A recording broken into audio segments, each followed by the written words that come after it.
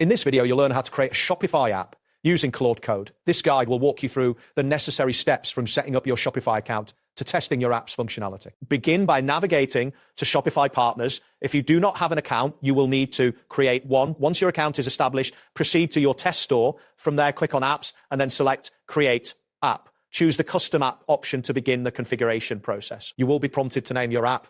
Enter Claude Product Generator as the name. After naming your app, make sure to copy the admin API access token that is generated. It is crucial to save this token for later use, as it will be needed for your app's integration with Shopify. Next, open your Visual Studio Code terminal to create a project folder. Type mkdir Shopify Claude to create the folder. Then navigate into it by typing. To set up a virtual environment, enter the command python-mvivens. This creates an isolated environment for your project's dependencies. Now, activate the virtual environment. If you are using Windows, type bevan scripts activate. For Mac or Linux users, the command is source/bin/activate.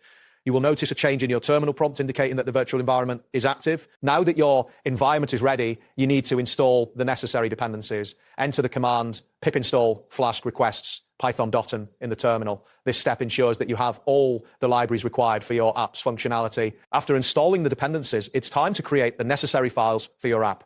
Type touch-app.py.bin doc to create these two files in your project folder. The app.py file will contain your main application code, while the on-die file is where you will store sensitive environment variables. Next, open the dev.m file in your code editor. You need to add specific environment variables.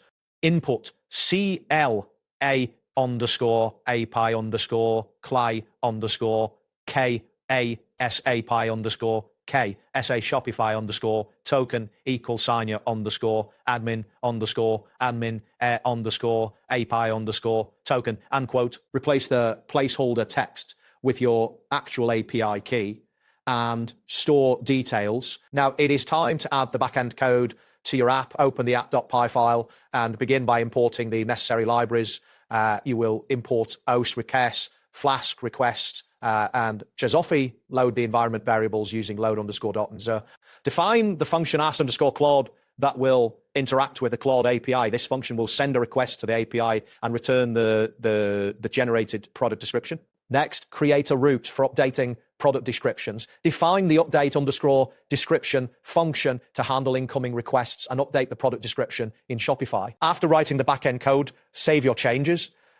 To run your backend application, return to the terminal and execute python app.py.